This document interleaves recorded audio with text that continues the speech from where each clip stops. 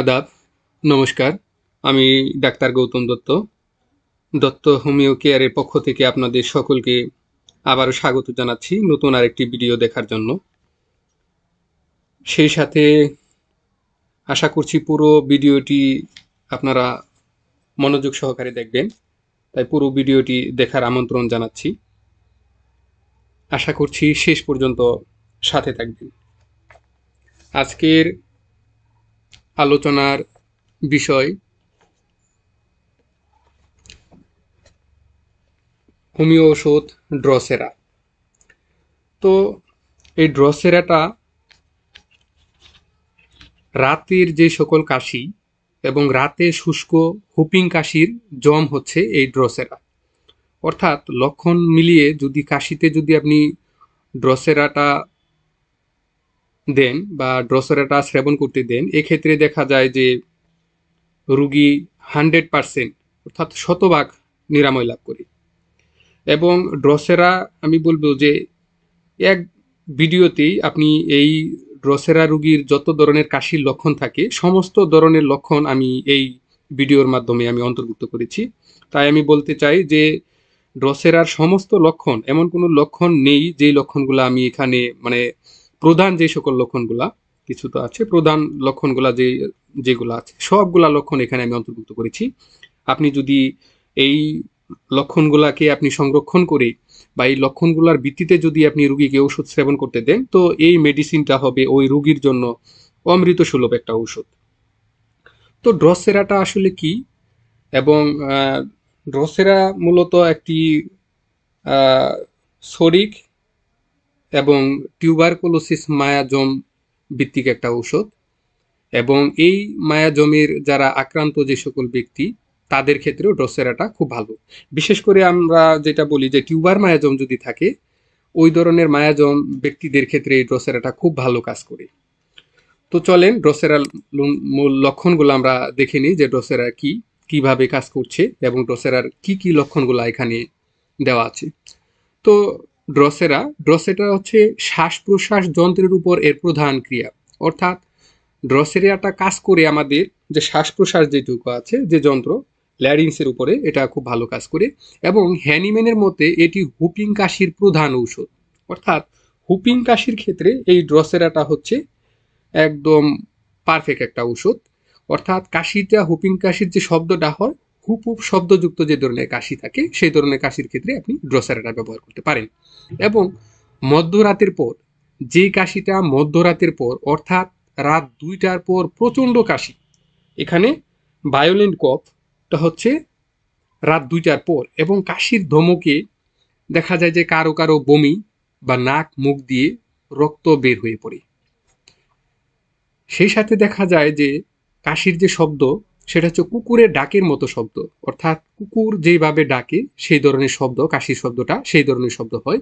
অথবা দেখা যায় যে ঘণ্টা বাদন শব্দবোধ এক ধরনের, অর্থাৎ রিংইং যে শব্দগুলা সেই ধরনের এক ধরনের শব্দ হয়। এবং খক খক শব্দযুক্ত কাশি। অর্থাৎ এই 3 ধরনের শব্দ যুক্ত কাশিটা মূলত হচ্ছে ড্রসেরার লক্ষণ। তো আমরা সাধারণত সবচেয়ে দেখি যে ড্রসেরা রুগী আমরা যেভাবে পাই, আমি যেভাবে খেয়াল করেছি সেটা হচ্ছে যে আপনার কুকুরের যে ডাকের যে শব্দ সেই শব্দের মতো কাশির রুগীটাই সবচেয়ে বেশি পরিমাণে পাওয়া যায়। এবং তার কাশিটা এতই মানে বেশি থাকে যে দেখা যায় যে বন্দুকের গুলির মতো কাশির পর কাশি। অর্থাৎ এখানে প্রচণ্ড কাশি, ভায়োলেন্ট কফটা থাকছে এবং যেন দম ফেলতে পারে না, একটা শ্বাসরুদ্ধকর একটা অবস্থা। এবং এই একের পর কাশি, এটা কারণে সে শ্বাস প্রশ্বাস নিতে পারে না। এবং শ্বাসনালী এবং গলনালীতে তার জ্বালা থাকে। শ্বাসনালী এবং গলায় যেটা আছে সেটা একটা বার্নিং সেন্সেশন ওখানে অনুভূতি তার হয়। এবং কণ্ঠনালীতে পোকা হাঁটার মতো এক ধরনের অনুভূতি তার সেন্সেশনটা হয়।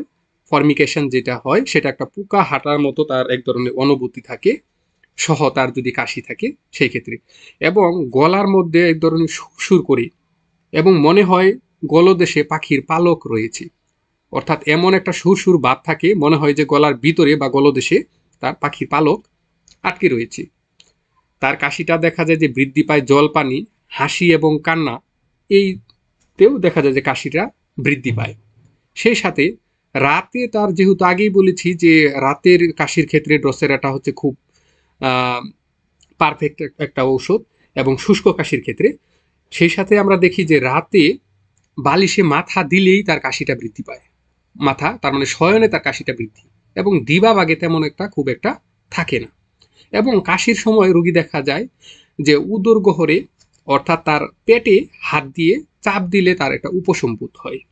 এই হচ্ছে মূলত ড্রসেরার লক্ষণ। এই ধরনের লক্ষণ যদি আপনি কোনো রোগীর ভিতরে পান, তো অবশ্যই আমি বলবো যে আপনি ড্রসেরা ওষুধটাকে আপনি তার রুগীকে সেবন করতে দেন। রুগী আশা করি যে খুব দ্রুতই নিরাময় লাভ করবে। অর্থাৎ এখানে আমি একটা কোম্পানির ওষুধ দেওয়ার চেষ্টা করেছি আপনাকে যে এই কোম্পানির নিতে হবে এরকম না, আপনি ভালো মানের যে কোনো কোম্পানির ওষুধ নিতে পারেন। এখানেও আমি দেখিয়েছি যে ড্রসেরা রোটান ডি ফলিয়া, এই ড্রসেরা রোটান ডি ফলিয়া এই ওষুধটা আমি এখানে মাদার টিংচার কিউ দিয়ে মাদার টিংচার ওষুধটা নিয়েছি। তো আপনি কিভাবে ওষুধটা খাবেন সেই প্রক্রিয়াটা সম্পর্কে বলছি। তো ড্রসেরাটা হচ্ছে শ্রেবণ বিধি, যেটা ডোজেস ইনস্ট্রাকশন যেটুকু দেওয়া আছে সেটা হচ্ছে ড্রসেরা আমি বলি যে মাদার টিংচার অথবা 1x অথবা 3x শক্তি পর্যন্ত আপনি নিতে পারেন। তো সবচাইতে দেখছি যে মাদার এবং 1x শক্তিটা খুব ভালো কাজ করে। এক্ষেত্রে যদি প্রাপ্তবয়স্ক যদি রোগী থাকে তাহলে জরুরি মুহূর্তে দেখা যায় যে 1 কাপ যে জল, 1 কাপ জলের 1 কাপের 4 ভাগের 1 ভাগ, অর্থাৎ একটা কাপকে আমি যদি 4টা ভাগ করি 4 ভাগের 1 ভাগ জল নিব, সেই জলের ভিতরে 10 ফুটা আমি ড্রসেরা মাদার টিংচার অথবা ড্রসেরা 1x শক্তি সেখানে মিশিয়ে দিনে 3 থেকে 4 বার, জরুরি মুহূর্তে অনেক সময় আছে 4 থেকে 5 বারও রুগীকে দেওয়া যায়। এই 3 থেকে 4 বার আপনি খাবেন। আবার যদি দেখা যায় যে অপ্রাপ্ত বয়স্ক রোগী হয় জরুরি মুহূর্তে, এই ক্ষেত্রেও একই পদ্ধতিতে যে 1 কাপের 4 ভাগের 1 ভাগে জলে 5 থেকে, এটা বয়স ভিত্তিতে এটা একটা আপনি নির্ধারণ করে নেবেন, সেক্ষেত্রে 5 থেকে 8 ফুটা করে মিশিয়ে দিনে 3 থেকে 4 বার খাবেন।